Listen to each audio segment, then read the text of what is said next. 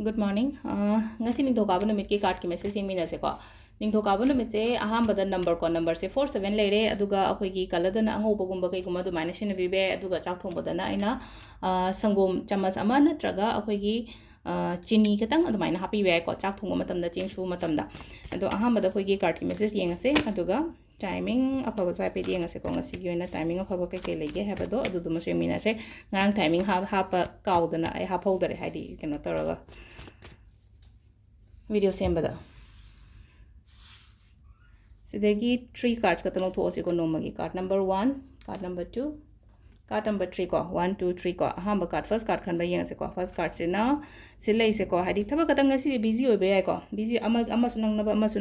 na ba kana ko chen bado ma kha adu tar ga phasana manage ta osi gi pot se ko hadi matam manage ta o hadi to ga da thaba yam yame pot sing se phasana balance ta ro ga chatna ba hona bi ba si da lai se ko ado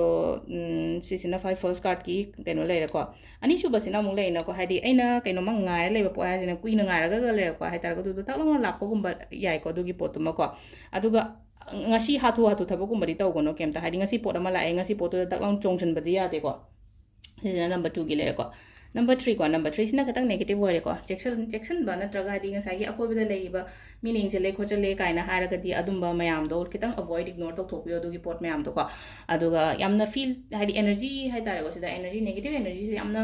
kalle khotle kaina ga dumaina khallaga na amo koina to yab se kaino ha kan sida akoi gi ke haini rock salt gumba kai gumba dumaina hapa ga ko iru gumba lu thopio hadi adumaina hadi engonda meaning jen ba khochan ba dumaina ga di hadi nu hala kan thaba hala kan sigi pot sima kai sima dumaina to ba yai ko aduga sida lai se ko dum check se lo khara hai tare ko mi loina mak trust to gono ko number 3 gi card se gi keno se ko message se aduga timing ne ki pung mari ga minute 13 ma thoi de na pung 3 ka minute 13 ma thoi phawng le re ko adagi amuk 3 ka minute 50 ma thoi dagi na pung 9 ga minute 13 ma thoi phawng le re adagi nundhin gi na pung 12 ga minute 50 ma thoi dagi na nungda wairam gi ko nundhin gi 12 ga minute 50 ma thoi de na nungda wairam nungdang gi har sine ko pung 3 ka minute 10 phawum le re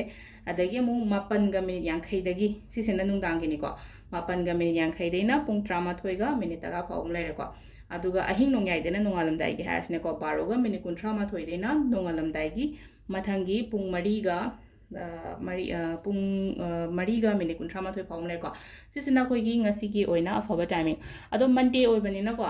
monday oi bani na hari cinnamon ritual gumba kai gumba to bi ba ko hari ai dukan gumba kai gumba to bole ra ga di